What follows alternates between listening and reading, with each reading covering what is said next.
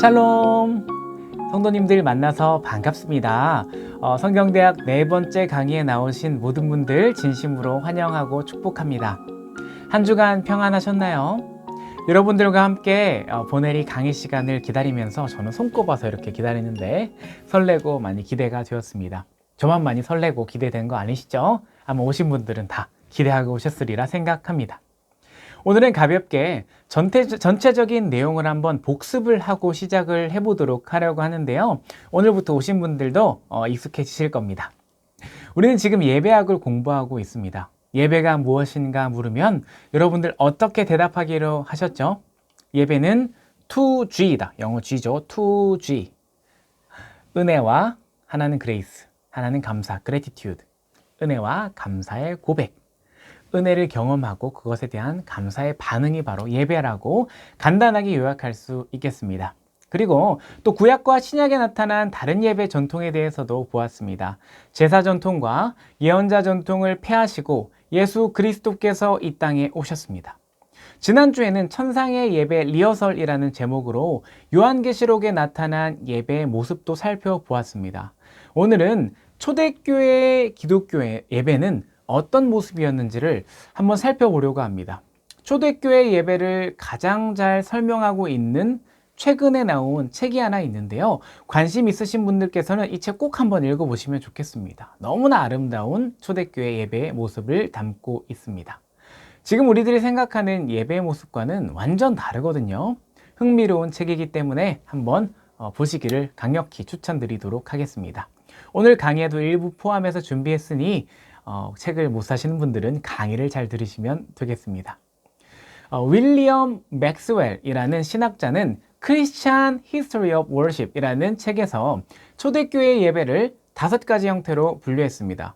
한국말로 번역된 책이 없는 줄 알았는데 한번 찾아보니까 예배의 발전과 그 형태로 번역이 되어 있습니다. 물론 오래전에 단종이 되어서 구할 수는 없고요. 먼저 5가지 예배의 형태를 한번 보도록 할 텐데요. 이 중에서 세례와 성찬은 정말 중요해서 좀 비중을 크게 다루도록 하겠습니다. 너무 길게 한다고 조금 놀라지 마시고 초대교회 예배의 종류와 형태 이 5가지를 한번 보면서 지금과는 무엇이 다르고 그 당시의 예배에서 배울 것은 무엇인지 함께 살펴보도록 하겠습니다. 첫 번째는요. 성전 예배와 회당 예배. 무슨 말인지 모르겠죠. 일단은 한번 5개 말씀드려 보겠습니다. 두 번째는 세례, 세 번째는 애찬, 네 번째는 성찬, 5번째는 은사 예배입니다. 세례, 성찬 말고는 다 안 익숙해요. 각각의 어떤 의미인지 한번 살펴보도록 하겠습니다. 첫 번째는 초대교회 예배는 크게 2가지 축으로 구성이 되어 있었는데 하나가 성전 예배이고 다른 하나는 회당 예배였습니다. 예수님의 어린 시절 성전에 예배 드리러 올라가셨다는 이야기가 나오고 있죠. 성경에 잘 나오고 있습니다. 부모님을 잃어버리기도 하고요. 예수님이 올라가셨는데 성전에 가서 놀러 가시지는 않았겠죠. 가족들과 함께 예배하러 갔습니다. 당시 제사였겠죠. 레위인이 아니셨기 때문에 직접 집례하시지는 않았을 것이고 유다 백성으로 아마 평민이시기 때문에 성전에서 제사를 드리는 봉헌자로 참여했다고 볼 수 있습니다. 그런데 공생애를 시작하시면서부터 입장이 달라지게 되죠. 예루살렘에는 많이 올라가시기는 했지만 그럼에도 불구하고 예수님은 성전에서 헌금 이야기를 하셨고 또 나병 환자를 고치시면서 성전의 정결례에 참여를 권고하시기도 했습니다. 이것을 본다면 예수님은 성전 제사에 대한 이야기를 다 알고 계시고 그대로 따르려고 본인도 노력을 하셨습니다. 처음부터 성전 제사를 거부할 생각은 없으셨죠. 성전 질서를 알고 인정해 주셨습니다. 그런데 예수님의 사역 중에 성전 정화 사건이 있어요. 이때 상황이 역전되거든요. 근데 성전에 들어가서 성전을 청결하게 하시면서 약간 화를 내시면서 이렇게 예레미야 말씀을 인용하면서 말씀하시는데 너희가 이 성전을 헐라 내가 사흘 동안에 일으키리라. 요한복음 2장 19절 말씀에 기록되어 있습니다. 그러면 예수님이 다시 세우시겠다고 말씀을 하시거든요. 이때부터 사실상 예수님은 성전 제사를 허시고 예수님으로부터 출발하는 새로운 제사의 시작을 예고하고 계셨던 것입니다. 두 번째는요, 회당 예배입니다. 회당에 모여서 예배를 드렸는데 젊은 유대인 남자로서 예수님은 회당 예배에 상당히 많이 참여하셨습니다. 그리고 기독교적 새로운 예배로 변화를 시도하셨다는 점을 볼 수 있습니다. 회당에서 참여하셨던 그 예배에 대한 기록은 참 많이 나오는데요. 다양한 성경에서 누가복음 4장 15절에는 그는 유대 사람의 여러 회당에서 또 영광을 받으셨다. 이런 기록이 하나님께서 말씀하신 기록이 되어 있고요. 한 번만 가르치신 게 아니고 또 마가복음 1장 21절 22절에 보면 그들은 가버나움으로 들어가서 예수께서 안식일에 가르치심을 배웠다. 권위 있게 가르치시기만 하거나 영광을 받으신 것만 그냥 누리고 가신 게 아니라 때로는 예수님이 어떻게 보면 살짝 문제를 일으키시기도 하셨습니다. 누가복음 4장 16절에서 30절에도 회당에서 이제 일어난 일이 기록되어 있는데 16절을 보면 구체적으로 회당 예배를 어떻게 드렸는지도 알 수 있습니다. 늘 하시는 대로 예수님께서 회당으로 들어가셨어요. 그리고는 예수님이 성경 말씀을 전하는 시간이 되었습니다. 두루마리를 받아서 성경 봉독을 하고 다시 돌려줍니다. 이게 성경에 기록되어 있는 장면입니다. 그 유명한 이사야 말씀을 선포하시거든요. 4장 18절 19절 누가복음 4장 18절 19절에 이 말씀 아마 너무 잘 아실 것입니다. 주의 성령이 내게 임하셨으니 이는 가난한 자에게 복음을 전하게 하시려고 내게 기름을 부으시고 나를 보내사 포로된 자에게 자유를 눈먼 자에게 다시 보게 함을 전파하며 눌린 자를 자유롭게 하고 주의 은혜의 해를 전파하게 하려 하심이라. 아멘. 예수님이 이 말씀을 하시고 성경책을 덮으셨는데 사람들의 반응이 영 이상해요. 예수님은 엘리야 시대의 이야기를 하시면서 이방인 나아만만 치료받은 기적을 말씀하십니다. 기존까지는 선민 사상을 가지고 유대인만 구원받는다고 생각했던 사람들, 당시 유대인들 그랬겠죠. 너무 어이가 없는 일입니다. 아니, 이방인이 구원을 받았다는 것을 왜 말하는 거야? 그래서 화를 내면서 회당에 있는 사람들이 예수님을 아예 동네 밖으로 내쫓아 버립니다.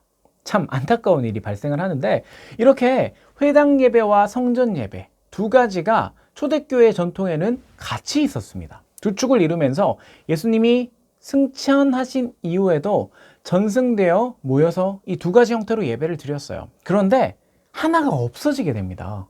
여러분, 어떤 예배가 없어졌을까요? 자, 성경 많이 읽으신 분들 아실 텐데요.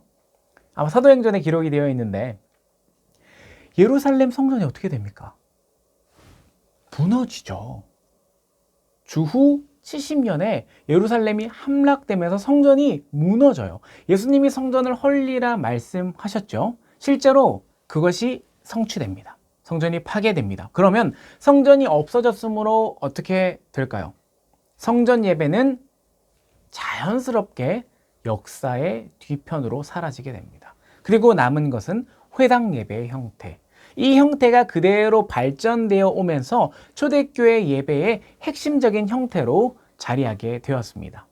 자, 두 번째는요, 세례입니다.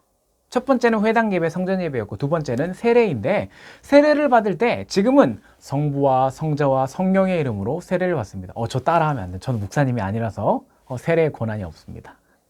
그렇지만 이렇게 삼위일체 하나님의 이름으로 세례를 받는 형태가 초대교회에는 없었어요. 왜냐하면 삼위일체의 하나님이라는 이 단어도 이후에 교부들에 의해서 정리된 단어입니다. 처음에는 이 단어도 없었어요. 점차 시간이 지나면서 초대교회에 이런 고민이 생기게 되었거든요. 우와! 예수 그리스도를 선포하니까 신자들이 많아지네. 그러면 어떻게 이 신자들을 관리해야 할까? 세례를 줘야 하는데 그럼 세례를 어떤 기준으로 줘야 할까? 일정 기준은 넘어야 되지 않을까? 그렇게 생각을 하기에 이르렀습니다. 초대교회가 성장하게 되면서 성도들을 받아들일 방식이 필요하게 된 것이죠. 그런데 지금은 세례를 받고 싶으면 일정 기준, 세례 문답을 하고 세례를 받으면 끝나죠. 비교적 간단합니다. 본인의 신앙 고백만 있으면 되는데 초대교회에서는 세례 절대 아무나 받을 수 없었습니다. 굉장히 어려웠고 엄청나게 명예로운 일이 바로 세례를 받는 일이었습니다.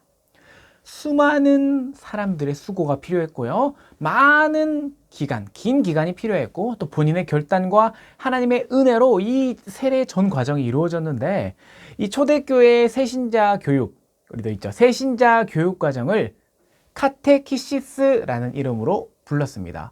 이 용어는요, 기독교 교육의 역사에서 정말 중요한 용어이기 때문에 제가 어려워도 여러분들께 외워도 좋다고 강권해 드리도록 하겠습니다. 어디 가서 카테키시스 교육 아세요? 이렇게 하시면 오 어떻게 하셨어요? 아마 이렇게 놀라실 겁니다. 카테키시스, 이 뜻은요, 헬라어 카테케인 이라는 이 단어 동사에서 온 것인데 메아리 치다, 화답하다라는 뜻이 있어요. 에코 있죠. 영어로 울리는 거예요. 뭐 징을 띵 치면 울려서 공명이 돌아오는 거. 이런 느낌인데 교사와 학생이 서로 묻고요. 대답하는 형태의 가르침을 의미합니다. 카테키시스 교육. 세례 문답이 지금까지 온 게 약간 이런 느낌이 있죠. 조금 더 나아가서는 가르치는 사람과 배우는 사람 정도로 끝나는 게 아니라요. 가르치는 사람은 배우는 사람과 마음과 행동이 서로에게 울려 퍼진다는 이런 의미가 있어요. 공명이 되죠. 멀리까지, 그것이 삶으로까지 실천된다는 의미. 그게 바로 카테키시스입니다. 카테키시스. 그런데 주후 200년경 히폴리투스라는 분, 유명한 분인데 이분이 사도의 전승이라는 초기 기독교 교회의 모습을 기록한 책이에요. 그런데 세례에 대해서 이 책에서 자세하게 다루고 있습니다. 너무 궁금하시죠? 과연 어떤 교육을 진행했을까? 먼저 이 교육은 전체적으로 3년 동안 진행됐다고 합니다. 여러분, 3년! 새신자 교육이 3년. 야, 등록 안 하고 다 가버리겠죠. 이렇게 긴 기간 동안 무엇을 했느냐? 다음과 같은 과정을 거치는데요. 한번 표를 보시겠습니다. 개종 및 입회를 하고요. 요게 이제 또 복잡해요. 그 다음에 예비 세례자 단계를 통해서 3년의 교육을 받습니다. 그 다음에 세례 의식을 하고 신앙을 확증하고 마지막에 성만찬을 하고 같이 축하하는 시간이 있고 한두 달 만에 이루어지는 게 아니라 장장 3년 동안 이루어집니다. 교회에 나오는 사람이 있으면 그냥 받아주지 않고 세례받기 위해서 나오니까 그 사람들이 왜 나오는지, 왜 신앙을 가지려고 하는지를 묻는 일부터 시작하게 됩니다. 그리고 세례받기 위해서 이제 세례자 후보자가 될 수 있겠다고 여겨진다면 교회원으로 이제 받아들이게 돼요. 그리고 3년의 훈련이 시작되는데 각 과정에는 신학교처럼 과목들이 되게 많습니다. 그리고 공동체 안에서 교사들이 있는데 끊임없이 시험을 쳤어요. 수준을 평가해서 수준 미달이다. 그러면 상급반 진학이 안 됐습니다. 상급반으로 못 올라가면 어떻게 될까요? 세례를 계속 못 받는 거예요. 유급 돼서 못 받는 겁니다. 이 과정에서 예비 신자들이 얼마나 담대한 믿음을 가졌는지도 쑥쑥 질문해요. 중간중간에. 근데 믿음이 약하다. 그럼 또 탈락. 그리고 3년이 흐르면 세례 전 40일부터 준비를 합니다. 40이라는 숫자는 우리 기독교에서 참 중요한 숫자지요. 세례받을 만한 사람인지 신앙의 확신이 있는지 다 물어보고 최종 관문에 오르면 이렇게 이제 질문합니다. 그들이 예비 신자였을 때 3년 동안 선하게 살았는가? 과부나 병자들, 약자들을 신방했는가? 이것이 통과되면 그때부터 그들을 따로 분류하고요. 이제 엑소시즘이라고 해서 악마를 쫓고 그들에게 손을 얹는 예식 작업이 시작됩니다. 그리고 세례받는 주 목요일이 되면 이제 목욕을 하고 금요일은 금식해요. 그러니까 성금요일을 좀 떠올리게 하죠. 그리고 세례받는 날 부활절 저녁에 세례를 받게 되는데 닭이 울 때쯤에 물 위에서 이렇게 세례를 주게 됩니다. 옷을 벗고 가장 어린 아이부터 먼저 세례를 받았다고 합니다. 세례의 과정도 참 복잡한 순서가 있지만 시간 관계상 자세한 세례의 이런 과정, 기름도 이렇게 뿌리고 하는데 그런 것들은 좀 지금 생략하도록 하겠습니다. 이처럼 초대교회는 한 명의 그리스도인을 키워내기 위해서 지금 수십 명 또는 수백 명이 됐을 수도 있을 텐데 많은 사람의 노력이 들어갔고 본인의 결단과 헌신이 필요했습니다. 세례가 하나의 예배 속 이벤트로 그냥 들어있고 끝나는 것이 아니라 삶의 전 과정으로서 예배를 드리는 것을 세례 교육을 통해서 가르친 것이죠. 카테키시스. 여러분 꼭 기억했으면 좋겠습니다. 세 번째를 한번 살펴보겠습니다. 성전 예배, 회당 예배했고요. 세례했고, 이번에는 애찬입니다. 성찬이랑은 달라요. 애찬은 공동 식사라는 말로 표현할 수 있을 것 같습니다. 고린도전서 강의를 할 때도 제가 다루었지만 고린도전서 11장의 성만찬과 더불어 애찬을 나누는 초대교회의 모습이 가장 잘 표현이 되어 있습니다. 그런데 이 애찬식에서 문제가 생기죠. 먼저 온 사람들은 보통 부유한 경우가 많았어요. 뭐 일을 할 필요가 없거나 적게 해도 되니까 와서 좀 미리 와서 음식도 갖다 놓고 놀 수 있죠. 뒤늦게 온 사람들은 대부분이 노비의 계층이나 가난한 노동자 계층이 대부분이었습니다. 그런데 부자 교인들이 자신들의 가져온 음식을 자기가 다 먹었어요. 남겨놓지를 않았습니다. 그리고 가난한 교인들은 뒤에 와서 먹을 게 하나도 없게 되죠. 뭘 들고 올 수 있겠습니까? 가난한데. 함께 모여서 애찬을 나누는데 누구는 배부르고 누구는 배가 고프면 옳지 않을 것입니다. 바울도 이것을 경계하면서 성만찬 말씀을 들려주고 교인들이 하나가 될 것을 말했습니다. 초대교회에는 애찬이라는 좋은 공동 식사의 모습 있었습니다. 우리도 점심때 식사를 준비해가지고 같이 나눠 먹었었죠. 저는 경험해보지 못했지만 코로나 전에는 그랬다고 들었습니다. 너무나 맛있다고 들었는데 참 부럽기도 합니다. 이것은 교회 안에서 성도들이 음식을 나누는 의미로서 애찬의 의미를 좀 담고 있다고도 볼 수 있습니다. 자연스럽게 친교의 장이 생기게 되고 음식을 나누며 예수님의 모습을 서로를 통해 재확인할 수 있는 것이죠. 여러분, 제가 은혜를 재확인하는 것 예배라고 말씀드렸죠. 예수님을 믿는 신앙을 서로의 모습을 통해 삶을 나누며 다시 확인하는 그 자리, 애찬의 귀한 자리가 우리 교회 가운데서 회복되기를 간절히 바랍니다. 또 네 번째는 성찬입니다. 애찬과 더불어서 성찬이 예배에 반드시 있었는데요. 참 신기한 것이 대부분의 순서는 모두 바뀌었지만 이 성찬식만큼은 주후 215년부터 지금까지 순서가 똑같아요. 거의 똑같습니다. 제가 재언으로서의 예배를 말씀드리며 성찬과 세례는 똑같이 해야 효력이 있다 말씀드렸죠. 그 중에 성찬은 시작할 때 기도로 성만찬 제정사하고 그 다음에 성령의 임재 기도를 합니다. 그리고 기도하고 끝나면 찬송 부르죠. 모든 순서가 일치하고 있습니다. 그리고 이제 다섯 번째, 은사 예배입니다. 기적이라고도 하는데 초대교회 예배를 회복해야 한다고 주장하는 많은 사람들이 있습니다. 그분들의 근거가 뭐냐 하면 은사라는 이야기를 많이 하는데 요새 예배에 은사가 없다. 병 고침의 은사가 없고 치유의 은사가 없고 회복의 은사가 없고 여러 가지 기적들이 안 일어난다는 거예요. 초대교회에는 은사가 엄청 많이 나타났는데 지금은 그 힘이 없다는 것이죠. 근데 과연 은사 중심 예배가 초대교회에서 잘 작동되었을까요? 실제로는 그렇지는 않았다고 합니다. 문제가 되게 많았습니다. 대표적으로 고린도 교회가 그랬는데요. 고린도 전서 10장에서 12장 사이에 보시면 은사 많이 되어 있죠. 은사 기록이 많이 되어 있습니다. 그런데 그 은사 때문에 어떻게 일이 생깁니까? 그 은사 때문에 갈등이 생겨요. 어떤 사람은 조용히 기도하고 싶은데 어떤 사람은 막 시끄럽게 기도하고 시끄럽게 예언하고 방언하고 그래서 막 안에서 충돌이 났습니다. 예배의 현장이 복잡해졌고 더 나아가서 은사를 가진 사람들이 서로 자신이 옳다고 주장하면서 싸우기에 이르릅니다. 강력한 해결책으로 그 유명한 고린도전서 13장이 등장하게 되죠. 사랑장입니다. 너희가 천사의 말을 한다고 해도 사랑이 없으면 아무 의미가 없다. 많은 것을 가지고 있다고 할지라도 사랑이 없으면 유익이 없다. 그래서 진짜 은사는 사랑이다. 이렇게 말씀합니다. 바울은 고린도 교회가 은사 문제로 이미 병을 앓고 있다는 사실을 파악했습니다. 그래서 누가 옳고 그름을 따지지 않고 모두 좋은데 사랑 안에서 하자는 것입니다. 서로 절제하고 기다려 주어야 하는 것입니다.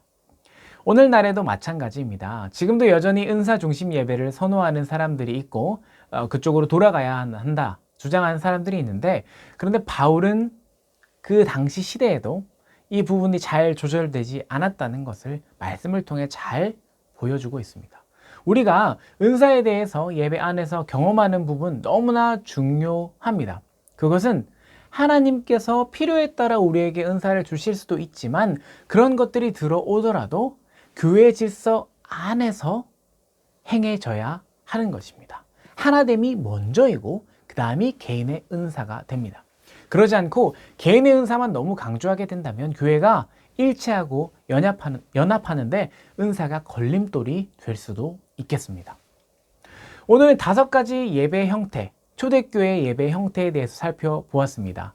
이렇게 부분씩 보시니까 어떠셨나요? 전체적으로 그러면 이런 의문이 남으셨을 텐데 도대체 지금은 뭐 예배 드릴 때 찬양하고 또 뭐 교동문도 읽고 사도신경 하고 그렇게 하잖아요. 그러면 그 당시 예배 순서는 어땠습니까? 궁금하시죠? 전체적으로 이제 초대교회 예배는 어떤 순서였는지를 한번 살펴보려고 합니다. 첫 번째, 주님의 날에 그리스도인들과 함께 모입니다. 주일이겠죠. 구약과 신약을 시간이 허용하는 한 읽었습니다. 세 번째, 설교와 권면을 합니다. 그리고 네 번째, 일어서서 함께 기도합니다. 그리고 아멘으로 화답합니다. 뒤이어서 성찬을 진행하고요. 그리고 그것이 끝나게 되면 애찬을 하는데 다양한 음식을 함께 받습니다. 감사의 기도를 하고 떡과 포도주를 먹고 이게 성찬의 과정인데 이것이 끝나고 나면 바쳐진 헌물들을 고아와 과부나 나그네들, 약한 자들에게 갖다 줬어요. 우리 이웃사랑부에서 너무 잘하는 거죠. 주변의 이웃에 갖다 줬습니다. 그리고 가난한 성도들에게 나누어 주었습니다. 이것이 바로 헌금의 출발입니다. 헌금은 성찬할 성물을 준비하는 것으로부터 출발했습니다. 빵과 포도주 말고 애찬용 음식들을 많이 가지고 오고 그것을 먹고 또 나누어 주었다는 것입니다. 이렇게 초대교회 예배는 아름다운 식탁이 함께하는 모습이었습니다. 오늘날 우리가 드리고 있는 예배 모습을 보면 초대교회와 비교해서 어떤 모습이 가장 다르게 느껴지십니까? 저는 음식이라고 생각합니다. 초대교회에서는 음식을 먹는 것과 예배를 드리는 것을 엄격하게 분리하지는 않았습니다. 먹으면서 이야기하면서 예배했거든요. 자연스럽게 교제가 일어났고 나눔이 일어났습니다. 아까 제가 말씀드린 1세기 교회 예배 이야기 한번 읽어보시면 거기 잘 나와 있는데요. 서로 한 방향을 보지도 않고 그냥 앉고 싶은데 앉아서 그냥 예배를 드렸어요. 근데 저는 이런 예배가 뉴질랜드와 미국 교회 제가 잠깐 경험할 일이 있어서 방문하고 그쪽에서 다닌 적이 있는데 장로교, 침례교, 감리교 할 것 없이 예배당 뒤편에 가면 그 교회에 뭐가 있는지 아십니까? 대부분의 교회가 가지고 있어요. 사진 한번 보여드리겠습니다. 이 예배당의 모습을 보면 비슷하죠. 우리 예배당과 비슷한데 뒤편을 한번 볼까요? 이렇게 간식을 먹을 수 있는 공간, 조금 더 나아가면 아이들이 놀 수 있는 공간이 그냥 본당 뒤편에 있습니다. 예배 드리는 공간이 가족들이 다 함께 있을 수 있는 공간. 어떤 사람은 먹고 있어요. 예배 드리는 도중에도. 여러분 받아들여지십니까 이게? 불경스럽지 않으세요? 예배 드리면서 먹어요. 마셔요. 왜냐하면 그것이 아무런 문제가 되지 않는다고 생각하기 때문입니다. 물론 여러분 그렇다고 해서 무조건 우리가 초대교회 예배 습관대로 가야 한다는 것은 아닙니다. 그런 전통을 따르는 교회는 그 나름대로 또 이유가 있을 것이고 우리는 또 한국의 장로교 전통을 따라 예배를 드리고 있기 때문에 예배 안에서 중요한 순서들과 갖춰진 형식들을 따라 드리는 것이 옳다고 문화적으로 또는 교단 차원에서 모두가 동의를 하고 그렇게 예배를 하고 있는 것입니다. 그럼에도 불구하고 제가 이런 형태의 예배가 있다라고 소개해드리는 이유는 무엇일까요? 제가 한 2번째 시간 정도에 말씀드린 것 같은데 예배의 다양성을 인정하기 위함입니다. 내가 드리는 예배만 맞다라고 생각한다면 그것만큼 편협한 사람이 없을 것입니다. 세계에 많은 사람들이 있고요. 우리나라에도 수많은 사람들이 있고 각자의 방식으로 하나님을 예배합니다. 그 중심에 예수 그리스도가 있다면 예수님이 우리 예배의 중심에 서 있다면 우리는 함께 예배할 수 있게 되는 것이죠. 오늘은 초대교회의 예배의 모습에 대해서 다양한 관점에서 다양한 형태로 살펴보았습니다. 아쉽지만 이제 강의를 마무리할 시간입니다. 너무 아쉬우시죠? 시간이 금방 가죠. 여러분들과 함께 예배에 대해서 공부할 수 있어서 참 즐겁고 너무 좋습니다. 오늘 배운 내용들을 한번 돌아보시면서 기억에 남는 부분들을 마음에 새기시고 초대교회의 아름다운 예배의 모습을 우리의 예배의 모습에도 조금씩 녹여내 보기를 간절히 소망합니다. 이제 기도하고 마치겠습니다. 하나님 감사합니다. 성경대학 가운데 우리를 불러주시고 하나님 말씀 듣게 하심에 감사합니다. 초대교회 안에 질서가 없어 보이지만 하나님을 찬양하는 그 마음들, 자유로운 예배하는 그런 모습들을 통해서 하나님 우리가 다양한 예배를 인정하고 또 경험하고 그것을 삶에 녹여낼 수 있도록 인도하여 주시옵소서. 하나님 그리고 초대교회가 철저하게 세례교육을 진행했던 것처럼 우리가 하나님의 자녀된 것을 늘 재확인하며 그 은혜에 감사하며 살아갈 수 있도록 인도하여 주시옵소서. 이 모든 말씀 살아계신 예수님의 이름으로 기도합니다. 아멘. 오늘 네 번째 강의 함께 해주셔서 감사합니다. 다음 주에는 중세교회 예배에 대해서 한번 살펴보도록 하겠습니다. 다음 주에 뵙겠습니다.